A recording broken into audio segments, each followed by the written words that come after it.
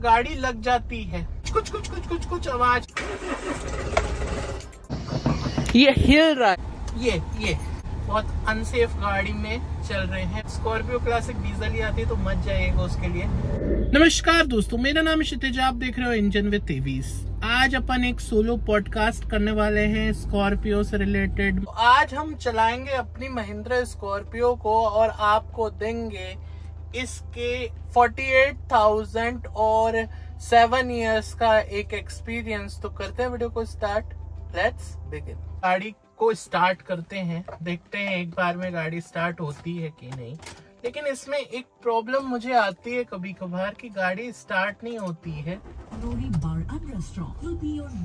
और प्रॉब्लम करती है ये, मतलब खट खट खट खट आवाज आती है। फिर क्लच दबाओ, देन इट विल स्टार्ट। तो शुरू करते हैं वीडियो को। सारे एक्सपीरियंस शेयर करूंगा आपको।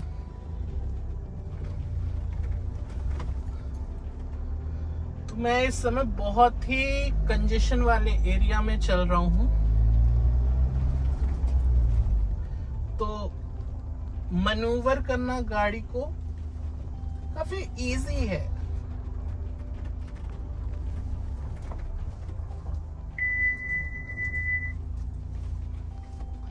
अच्छा, इसका कैमरे की जो क्वालिटी है that is not reliable at all. मतलब आप कैमरा देख करके डिसाइड नहीं कर सकते हो। आपको अपना जो सिर है, गर्दन है, वो पीछे की तरफ घुमानी पड़ती है गाड़ी को, जो है बैक वगैरह करने के लिए। साथ ही साथ इसका एक चीज और बताना चाहूंगा मैं कि इसमें जो है 2 रिवर्स पार्किंग सेंसर दिए हैं, सेंटर में ही दिया है। सो प्रॉब्लम ये है कि वो अगर 4 होते तो वो पैनोरामिक जो आपको सेफ्टी देते हैं, मतलब पीछे साइड में गाड़ी लगने से बचाते हैं, वो चीज इसमें नहीं है। तो जो बीच में ऑब्स्ट्रक्शन आएगा तो वो कोई दिक्कत नहीं करेगा। लेकिन अगर साइड से होगा तब भी सेंसर जो है वो बताता नहीं है और गाड़ी लग जाती है। तो सेंसर कैमरा इस स्कॉर्पियो का उतना ज्यादा प्लस पॉइंट नहीं है, हम उस पर रिलाय नहीं हो सकते बिकॉज गाड़ी बहुत ज्यादा बड़ी है। अब बात करते हैं एसी की। सो अभी जैसा कि आपको पता है कि जनवरी चल रहा है, मौसम ठंडा है।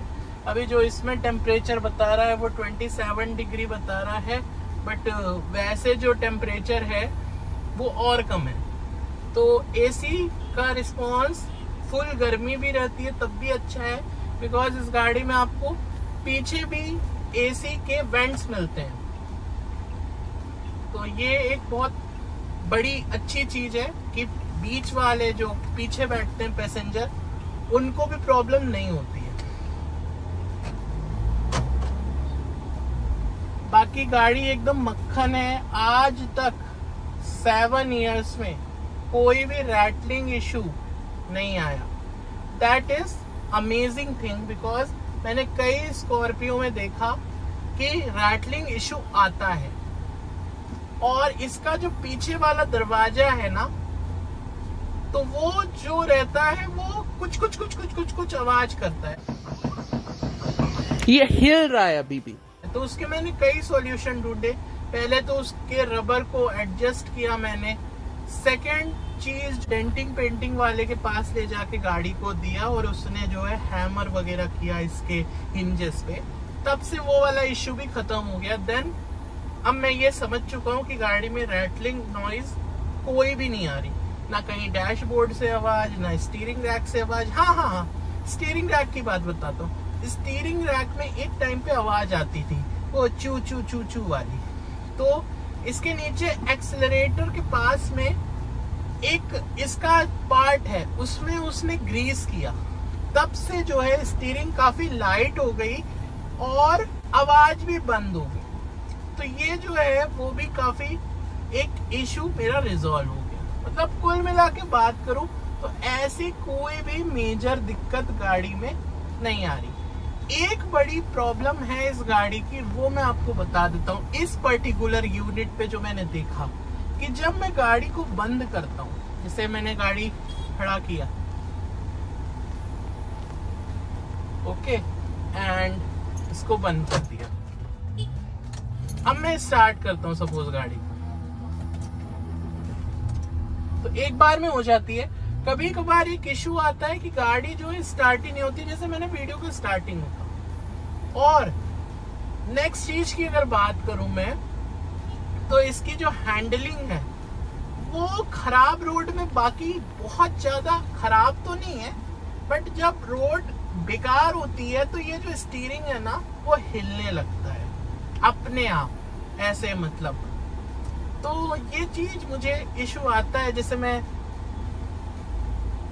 ये इशू मतलब रिफाइनमेंट का कहीं ना कहीं प्रॉब्लम मुझे लगता है। बॉडी ऑन लैडर फ्रेम गाड़ी है, क्लासिक आर्किटेक्चर पे बनी हुई है।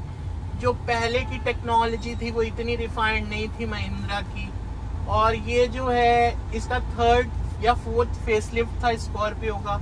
अब तो एक नया एंटायर जनरेशन उन्होंने निकाल दिया है, तो उसमें कम प्रॉब्लम है। उन गाड़ियों में तो ऐसी प्रॉब्लम है कि गाड़ी खड़ी हो जाती है, और जब गाड़ी खड़ी हो जाती है तो वो फ्लैट बेड पे आती है शुरू में। तो इसमें आज तक वो प्रॉब्लम नहीं आई है। शुरू में हाँ, मेरी वायरिंग जो है चूहे ने कुतर दी थी। जब चूहे ने कुतर दी थी तो क्या हुआ कि गाड़ी स्टार्ट नहीं हो रही, वहां का कोई सेंसर एक बार गड़बड़ हो गया था, और फिर एक बार तो पूरी लूम का एक पार्ट काट दिया था चूहे ने, तो गाड़ी स्टार्ट नहीं हुई। चेक इंजन लाइट आई, तो उसके बाद फिर इंश्योरेंस में हमने वो वायर चेंज करवाया। और सेंसर वाली इसमें अभी कोई इतना प्रॉब्लम इसलिए भी नहीं आया कि इतने ज्यादा इलेक्ट्रॉनिक्स इस गाड़ी में है नहीं। बट हाँ, ये भी गाड़ी वो टेंडेंसी रखती है कि अगर जैसे मान लो आपका एक भी वायर कट गया तो गाड़ी खड़ी हो जाती है। बात कर लेते हैं इसके कंफर्ट की। तो फ्रंट वाली सीट पे कंफर्ट काफी है, ड्राइविंग सीट पे, को ड्राइवर साइड पे बहुत अच्छा कंफर्ट मिलता है। लेकिन बीच वाली जो सेकेंड रो वाली जो सीट है वो एकदम अपराइट पोजीशन पे है, उसको रिक्लाइन करने का भी ऑप्शन नहीं है कि आदमी एक एंगल पे बैठ जाए तो लॉन्ग जर्नी पे आराम से कंफर्टेबल होकर के वो इंजॉय कर सके, तो वो भी चीज नहीं है। तो जो बीच में बैठता है वो बहुत गाली बकता है, बिकॉज उसको कंफर्ट नहीं मिलता। तो ये है। बाकी गाड़ी चलने में कोई भी प्रॉब्लम नहीं देती है। मैं वीडियो इसलिए बना रहा हूँ इस वक्त पे क्योंकि मैं काफी कंजेस्टेड वाली गली पे गाड़ी को चला रहा हूँ। स्कूटी, मोटरसाइकिल, ये सारी गाड़ियां जो होती हैं इन गलियों में आराम से निकल जाती हैं, बट इतनी बड़ी गाड़ी को लेकर के ऐसी गलियों में आना एक बहुत बड़ा हेडेक होता है। मतलब जाम लग जाता है, सामने वाली गाड़ी को जगह नहीं मिल पाती इसकी वजह से, तो कंजेशन में थोड़ा सा प्रॉब्लम करती है। बट अगेन मैं यही कहूंगा, इतनी बड़ी गाड़ी है तो पता नहीं चलता है कि हम कंजेशन में वास्तव में हैं। मतलब इजी टू ड्राइव है, कोई भी प्रॉब्लम इतनी बड़ी नहीं है। हाइड्रोलिक पावर स्टीयरिंग व्हील है, उसके बावजूद इतना कोई परेशानी, स्ट्रेस नहीं होता हमारे हाथों को गाड़ी को ड्राइव करने में। बाकी ड्राइविंग जो डायनामिक्स होती है वो कहीं ना कहीं इसकी थोड़ी सी अच्छी नहीं है, बिकॉज जब हम 100 या 120 की स्पीड में गाड़ी चलाते हैं तो एयर जो है अंदर आती है, बिकॉज गाड़ी की हाइट ज़्यादा है। और दूसरी परेशानी ये भी है कि बॉडी रोल भी है, ओवरटेक करते हैं हाई स्पीड में तो गाड़ी जो है बॉडी रोल वाला फील आता है। तो अगर बहुत अनकंट्रोल हो गई गाड़ी तो पलट भी सकती है। हालांकि वो काफी कम करा गया है पिछले स्कॉर्पियो के कंपैरिजन में। जनरेशन चेंज हम कह सकते हैं, बिकॉज पहले स्कॉर्पियो में कमानी पट्टा लीफ स्प्रिंग आती थी पीछे, लेकिन उसके बाद फिर कॉइल स्प्रिंग वाला सस्पेंशन पीछे भी आने लगा। तो that is quite a comfortable tech introduce in this car. Driving pleasure होता है, इस गाड़ी का बहुत तगड़ा है, मतलब चलाने में बड़ा मजा आता है। आपको पूरा जो सामने का बोनट है इजीली विजिबल है, दोनों कॉर्नर इजीली विजिबल हैं। इसके अलावा सारा जो ऑब्स्टिकल आगे आ रहा है वो दिख रहा है। आप और गाड़ियों से जो ड्राइविंग सीट की पोजीशन वो काफी ऊपर है, आप राजा वाली फील के साथ गाड़ी चलाते हो। तो कहीं ना कहीं गाड़ी में मजा तो बहुत है, चलाने में इंजॉयबिलिटी बहुत तगड़ी है, मतलब प्लेजर तगड़ा मिलता है। तो ये तो है कि स्कॉर्पियो चलाने में मजा बहुत आता है। हाँ, सेफ्टी पॉइंट ऑफ व्यू से कहते हैं कि इसको ग्लोबल एनकैप में 0 स्टार मिला, बट अगेन बिल्ड क्वालिटी और safety rating, crash test rating में बहुत जमीन आसमान का अंतर होता है।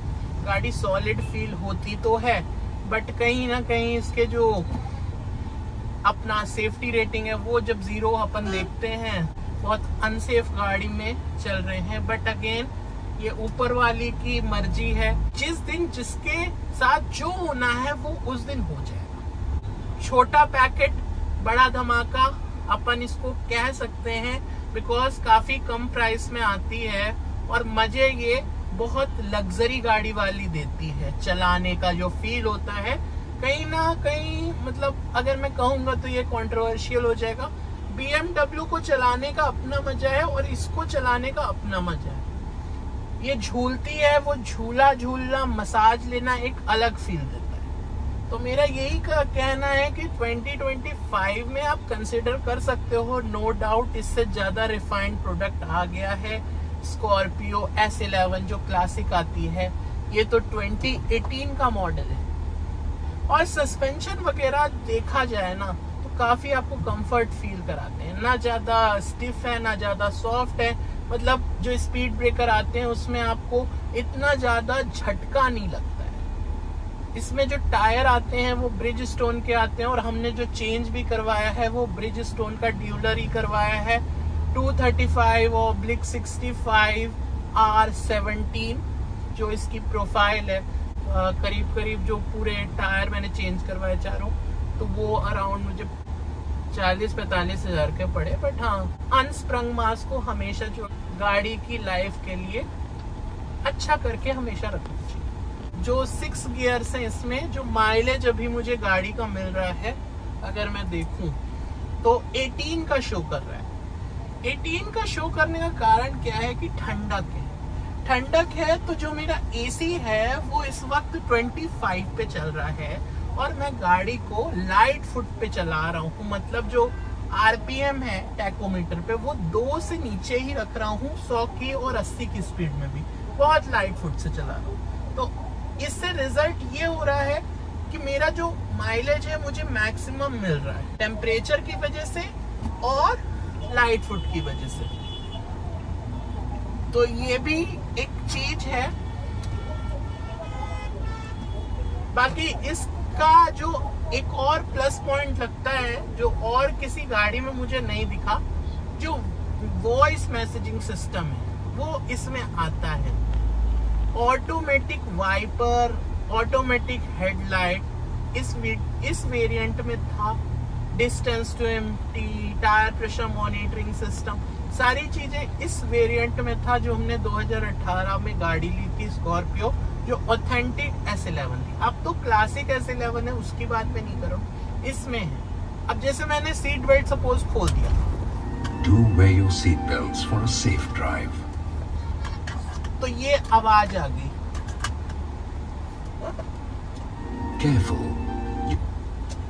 Careful, your handbrake is engaged. ये चीज बड़ी अच्छी लगती है। गेट खोल दिया, Careful. ये सारी जो है आपको वॉइस असिस्टेंस सिस्टम के अंतर्गत। बाकी ओवरऑल मैं बताऊं 48,000 चल चुकी है गाड़ी, बहुत कम चली है 7 साल में। मैं मानता हूँ इस चीज को, हमने अपने पर्सनल यूज के लिए ली थी। बट आज के जमाने में अगर आपको इतना कम चलना हो, then never go for any diesel car. Scorpio classic diesel ही आती है तो मत जाइएगा उसके लिए। पेट्रोल में ले लीजिए, स्कॉर्पियो वैन ले लीजिए, क्योंकि अगर कम रनिंग है आपको DPF का इशू हमेशा आएगा। मैं बहुत कंप्लेन सुनता हूँ जहाँ पे गाड़ी जो है वो लिम्प मोड पे चली गई, यानी कि उसमें जो आरपीएम है वो 2000 से ऊपर बढ़ ही नहीं रहा, इधर स्पीड जो है वो 40 से ऊपर बढ़ ही नहीं रही, और आदमी उसके बाद रीजनरेशन करे, कई बार इतना ज्यादा सूट मास हाई दिखाएगा कि आपको फोर्स रीजनरेशन करना पड़ेगा। उससे क्या होगा, गाड़ी इतना गर्म हो जाएगा, इतना गर्म हो जाएगा कि इंजन भी सीज होने का चक्कर हो सकता है उस केस में। तो उसको मेंटेन करना बहुत मुश्किल है। That's why you should go for petrol और हाइब्रिड। आपको अगर कम रनिंग करनी है गाड़ी के द्वारा, हमेशा पेट्रोल ही लेना है। अगर आपकी रनिंग बहुत ज्यादा है, हर दिन 100 किलोमीटर चलते हो, तो फिर सीएनजी ले लो, नहीं तो फिर डीजल ले लो। डीजल भी बड़ी महंगी गाड़ियों में ही आएगा, कम ही गाड़ियां आजकल डीजल बना रही है, हैचबैक में नहीं मिलेगा। क्रॉस ओवर एसयूवी है, उसमें मिल जाएगा। तो वीडियो ऑलरेडी बहुत लंबा बन चुका है, तो इन शॉर्ट में ये कहूँगा, मैं गाड़ी से खुश हूँ, मेरे को कोई भी प्रॉब्लम नहीं दे रही है ये गाड़ी आज भी। अच्छी गाड़ी है, वर्थ फॉर मनी है, मतलब मैं खुश हूँ। कोई ज़्यादा फीचर्स भी नहीं है जो आदमी को समझने के लिए टेक्नोलॉजी में घुसना पड़े। सब चीज़ सब कोई चला लेते हैं, जितने भी फीचर, इवन मेरे पापा भी यूज़ कर लेते हैं, वो टेक ही नहीं है इतने। वो ऑटोमेटिक वाइपर और हेडलैम्प सब कुछ यूज़ करते हैं, और वो काफ़ी अच्छा फीचर है। हम एक बार पुणे गए थे, तो वहाँ पे मुंबई पुणे एक्सप्रेस हाईवे पे वो थी टनल, तो जैसे ही हमने गाड़ी को टनल के अंदर लेकर के गए, वहाँ पे लाइट जल गई, और फिर जब बाहर लेके गए बुझ गई, बिकॉज सेंसर जो है वो इधर पे लोकेटेड है। रेन सेंसिंग वाइपर भी इसके काफ़ी इफेक्टिव है, वेरिएबल स्पीड के साथ चलते हैं। तो जितने फीचर होने चाहिए उतने फीचर हैं। क्लस्टर बढ़िया विजिबल है, एर्गोनॉमिक वाइज गाड़ी बहुत अच्छी है, मतलब ऐसी कोई भी कमी नहीं है इस गाड़ी में जो मैं आपको बता सकूं कि जेन्युइनली मैं फेस कर रहा हूँ। एक कमी को छोड़ के, वो भी कभी कभी होती है कि गाड़ी बंद हो गई, मैं स्टार्ट कर रहा हूँ तो स्टार्ट ही नहीं हो रही, फिर 3-4 बार में होता है, जाके ब्लीड करना पड़ता है मुझे वो पंप से, बिकॉज इस गाड़ी में जो है आपको वो वाला पंप मिलता है जिस एयर, जब डीजल खत्म हो गया देन आपको एयर निकालना पड़ता है मैनुअली। आजकल की गाड़ी में तो आपको मालूम है इलेक्ट्रॉनिक पंप है, तो वो अपने आप मैनेज करता है, डीजल डालोगे तुरंत गाड़ी स्टार्ट हो जाएगी। 140 bhp की पावर आपको पता चलती है स्पीड जब आप गाड़ी को चलाते हो। टॉर्क पता चलता है जब आप चढ़ाई में चढ़ाते हो, तो 3rd गियर पे भी गाड़ी चढ़ जाती है आसानी से।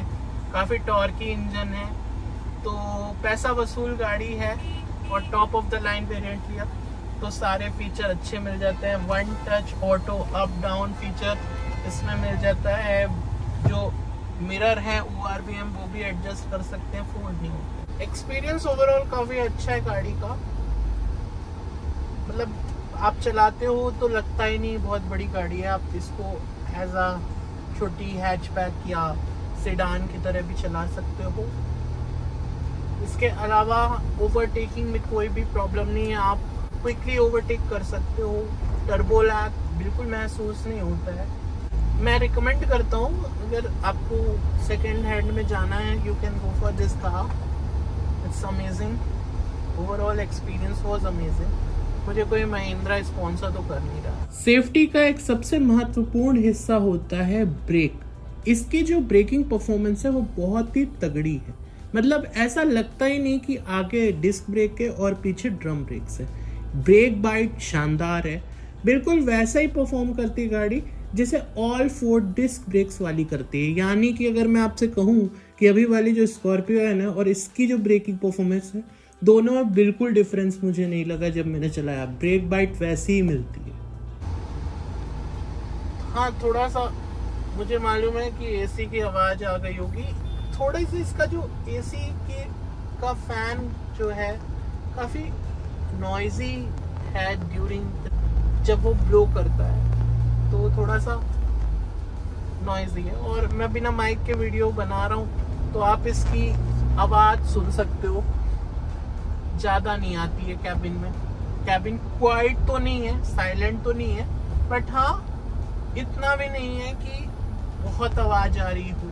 हर 10,000 किलोमीटर पे आपको हर साल सर्विस करवानी है और सर्विस की जो कीमत है वो करीब करीब 10,000 रुपए की आती है। शहर में चलाने का एक और इसमें अच्छी चीज बताता हूँ आपको, जैसे जिसका टर्निंग रेडियस है बहुत ही तगड़ा है।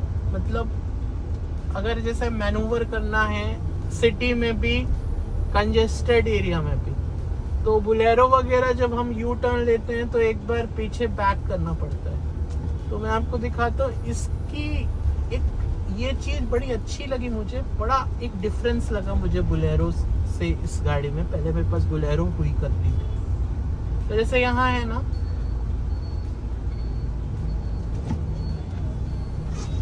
ये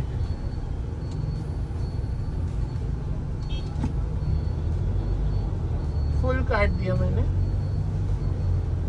तो आराम से अपन यू टर्न ले लेते हैं। टर्निंग रेडियस बहुत ही ज्यादा कम, और ये गाड़ी वैसी है ना कि पंजा दबाने पे भी स्लो नहीं लगती आपको, तुरंत जो है गाड़ी मनूवर हो जाती है आसानी से। ये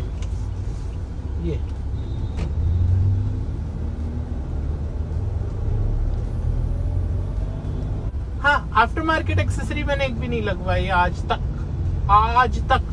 मैट को छोड़ के, मैट तो भाई सस्ता मिल जाता है तो लगवा देते हैं, उससे कोई वारंटी वर्ल्ड का है ही नहीं सवाल।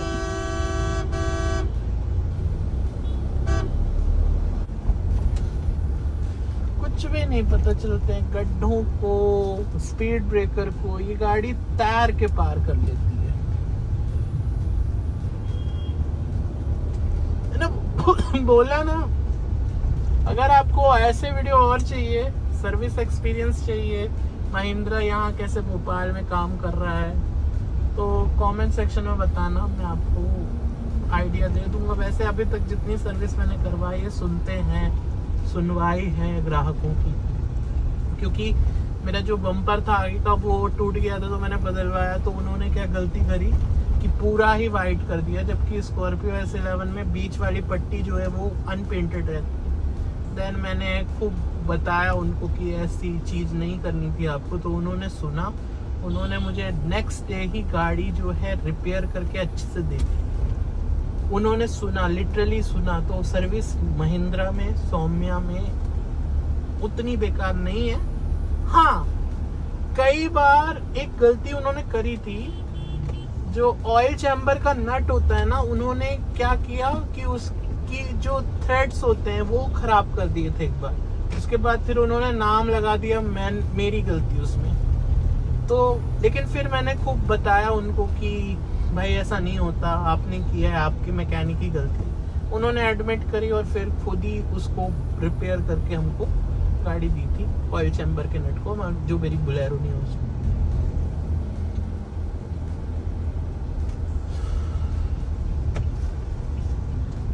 तो ये एक मैंने पॉडकास्ट शुरू किया है।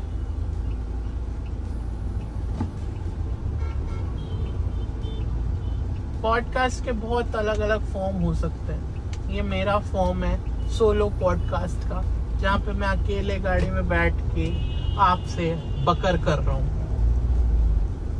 समझ गए ना? चलिए, बाय बाय।